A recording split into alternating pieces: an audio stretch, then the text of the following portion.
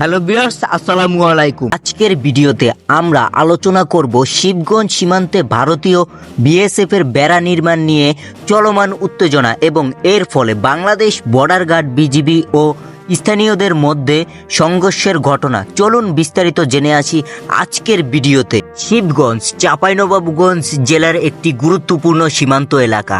ভারতীয় বিএসএফ সাম্প্রতিক শিবগঞ্জ সীমান্তে বেড়া নির্মাণ শুরু করেছে, যা স্থানীয়দের মধ্যে তীব্র ক্ষোভের সৃষ্টি করেছে।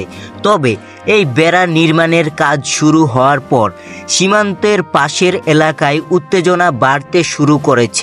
এদিকে বাংলাদেশের বর্ডার গার্ড বিজিবি এই পরিস্থিতিতে সম্পূর্ণভাবে তাদের ভূমিকা পালন করছে। বিজিবি সীমান্তের নিরাপত্তা বজায় রাখার জন্য সদা প্রস্তুত, কিন্তু ভারতীয় বিএসএফ এর বেড়া নির্মাণ এবং স্থানীয়দের সাথে সংঘর্ষে বিজিবি সদস্যরা উদ্বিগ্ন। বিজিবি কর্তৃপক্ষ দাবি করেছে যে বিএসএফ এর বেড়া নির্মাণে স্থানীয়দের জমি ও আবাদি ক্ষতিগ্রস্ত হতে পারে, যা একে বড় ধরনের উত্তেজনা সৃষ্টি করেছে। স্থানীয়রা অভিযোগ করেছেন যে বিএসএফ এর বেড়া নির্মাণের ফলে তাদের আবাদি জমি ও জীবনযাত্রার উপর সরাসরি প্রভাব পড়েছে। অনেক কৃষক জানাচ্ছেন যে বেড়ার কারণে তাদের চাষাবাদ বা জমির কার্যক্রম বিঘ্নিত হচ্ছে, যা তাদের জীবিকা নির্বাহের উপর বাধা সৃষ্টি করেছে। সীমান্ত বেড়া নির্মাণ নিয়ে উত্তেজনা বৃদ্ধি পেলে সম্প্রতি স্থানীয়দের সাথে বিএসএফ সদস্যদের সংঘর্ষ ঘটে। বিজিবি দ্রুত পরিস্থিতি নিয়ন্ত্রণে আনার চেষ্টা করলেও ঘটনাটি দুই দেশের সীমান্তে আরও বেশি উত্তেজনা সৃষ্টি করেছে।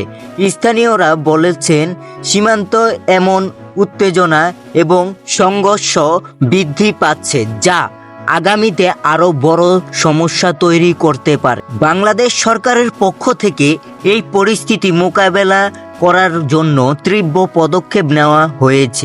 স্থানীয় প্রশাসন এবং বিজিবি উভয় সীমান্তে উত্তেজনা কমানোর জন্য নিয়মিত নজরদারি এবং নিরাপত্তা ব্যবস্থা জোরদার করার চেষ্টা করেছে। তবে সমস্যার স্থায়ী সমাধানের জন্য দুই দেশের মধ্যে সমঝোতা ও আলোচনার প্রয়োজন রয়েছে। শিবগঞ্জ সীমান্তে বিএসএফ এর বেড়া নির্মাণ নিয়ে উত্তেজনা ও সংঘর্ষের ঘটনা একটি বড় সংকেত। দুই দেশের মধ্যে সুষ্ঠু আলোচনা এবং সীমান্ত সমস্যা সমাধান না হলে ভবিষ্যতে আরও বড় ধরনের সংঘর্ষের আশঙ্কা রয়েছে। এই ছিল শিবগঞ্জ সীমান্তে বিএসএফ এর বেড়া নির্মাণ নিয়ে উত্তেজনা এবং সংঘর্ষের ঘটনাটি।